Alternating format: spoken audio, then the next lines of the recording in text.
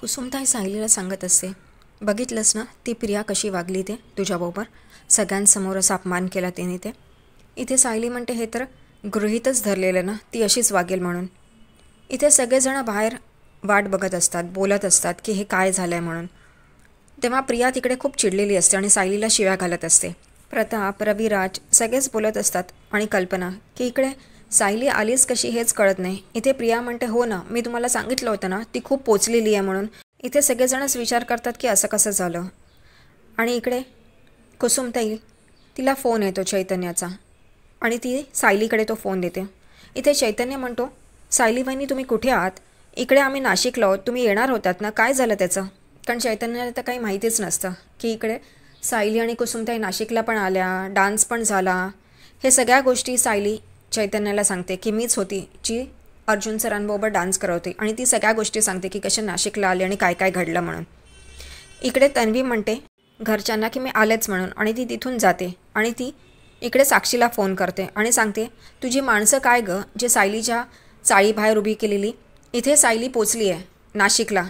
साक्षी म्हणते काय, तरीच ते लोक माझा फोन उचलत नाही आहे. तर इथे प्रिया तिला साक्षीवर ओरडत असते की तुला काहीच जमत नाही, तुझी माणसं अशी कशी गं तुझ्यासारखी काहीच कामाची नाही असं तसं. आणि तिकडून साक्षी पण किंचाळते, म्हणते माझ्यावर आवाज चढवायचा नाही आणि ते झालं ते झालं. एक काम कर, तू पनवेलला ये, फार्म हाऊस आहे तिकडे व्यवस्था करूया आणि तिकडे सिक्युरिटी गार्ड्स ठेवूया.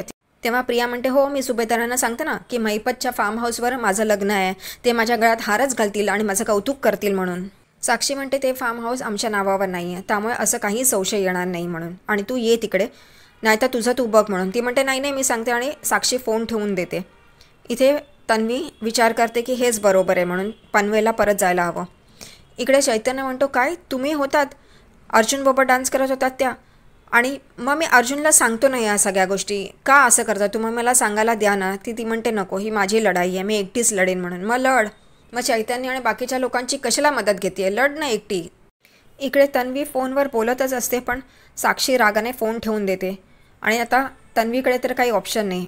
आणि इथे रविराज म्हणत असतो मला काही कळत नाही आहे काय घडते आणि काय नाही. प्रताप म्हणतो आम्हालासुद्धा माहीत नाही ही मुलगी अशी वागेल म्हणून. तेवढ्यातच तिकडे चैतन्य येतो. तेव्हा प्रताप विचारतो अरे तू कुठे होतास आणि अर्जुन कुठे आहे. तो सांगायला जातो. तेवढ्यातच तन्वी तिकडे येते आणि म्हणते की आपण परत पनवेलला जाऊया. सगळेजणच आश्चर्यचकित होतात. रविराज म्हणतात तुझं काय चाललं आहे, एकदा इकडे सगळं करूया म्हणून म्हणते, आता म्हणते पनवेलला, आता एवढं सगळं वराडी घेऊन काय पनवेलला जायचं आहे परत. ती म्हणते हो ना, मला माहिती नव्हतं की सायली असं काहीतरी वागेल म्हणून, पण आता नाही, ती परत काही ना काहीतरी घोळ घालू शकते म्हणून आता आपल्याला पनवेलला जायला हवं आणि तिकडे सिक्युरिटी गार्ड पण असतील कारण ते माझ्या मैत्रिणीचा फार्म हाऊस आहे. इथे प्रतिमा म्हणते सिक्युरिटी गार्ड, अशी तुझी कोणती मैत्रीण आहे जिच्याकडे एवढे सिक्युरिटी गार्ड आहेत आणि असं काय करते ती. हा प्रश्न त्या वकिलाला पडायला पाहिजे रविराजला, पण तो मठ्ठ आहे, त्याला काहीच कळत नाही आहे, त्यामुळे हा प्रश्न प्रतिमा विचारते. इकडे तन्वी सावरून घेते आणि म्हणते ती माझ्या कॉलेजची मैत्रीण आहे, ती खूप रिच आहे, त्यामुळे ते सिक्युरिटी गार्ड्स तिच्याकडे असतात, त्यामुळे तुम्ही काळजी करू नका, चला ना. आणि हे लोक पण परत पनवेलला जायचं ठरवतात. इकडे पूर्णा आजी तर काय टणटणीतच आहे, इकडून तिकडे तिकडून इकडे नाचायला, चांगलं आहे. इकडे चैतन्य सायलीला मेसेज करतो की पनवेलला होणार आहे लग्न. कुसुमताई म्हणते काय पनवेलला, तेव्हा सायली म्हणते ते तर बरं होईल ना की आपलं पनवेललाच होतं, ते खूप सोयीचं पडेल म्हणून. आणि त्या दोघी हसतात आणि म्हणतात चला आता पनवेलला जायचं परत.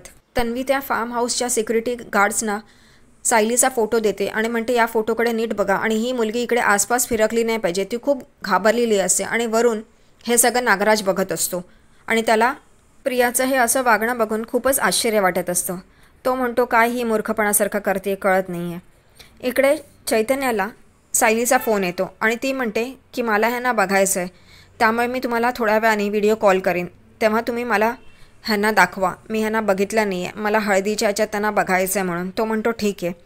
आतमध्ये सगळे हळदीची तयारी करत असतात पण तन्वी मात्र तिचं लक्ष बाहेरच असतं, ती खूप घाबरलेली असते. तेव्हा इथे कल्पना आणि अस्मिता तिला हाक मारतात पण तिचं लक्ष नसतं.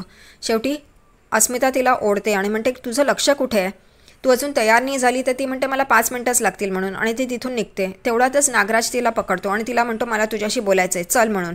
आणि तो तिला रूममध्ये घेऊन येतो आणि चैतन्य अर्जुनच्या रूममध्ये येतो आणि म्हणतो तू काय छान तयार झालायस अर्जुन. तो म्हणतो काय उपयोग आहे त्या गोष्टीचा.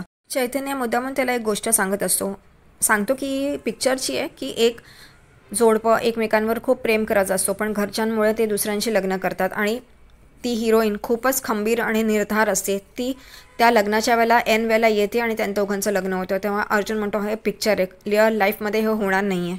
चैतन्य म्हणतो का नाही, होऊ पण शकतं ना. आणि तेवढ्यातच त्याचा फोन वाजतो. तो जरा बाजूला येतो आणि बघतो तर सायली वहिनीचा व्हिडिओ कॉल असतो. तो हे अर्जुनला तर सांगत नाही, पण मुद्दाम अर्जुनकडे तो व्हिडिओ कॉलचा कॅमेरा करतो आणि म्हणतो हस ना जरा. तर तो म्हणतो काय आहे, तर तो म्हणतो हस ना. आणि इकडे सायली ते बघत असते. अर्जुन हसल्यासारखं करतो बस, आणि इथे सायली बघून खूप खुश होते. इकडे तन्वी खूपच घाबरलेली असते, कारण नागराजने तिला धमकी दिलेली असते की 2 दिवस तू खूप सांभाळून राहा, आणि तुझं जर का अर्जुनशी लग्न नाही झालं तर तुझ्या खोट्या आईवडिलांचा जसा ॲक्सिडेंट करून आलेला ना तसा तुझा होईल, आणि तुझी लाश कोणालाही मिळणार नाही. म्हणून ती घाबरून साक्षीला फोन करते. तर इथे साक्षी पण सांगते तू मला सारखं सारखं फोन का करतेस म्हणून, तिकडे लक्ष दे आणि मला सारखा फोन करू नकोस. आणि ती फोन कट करून टाकते.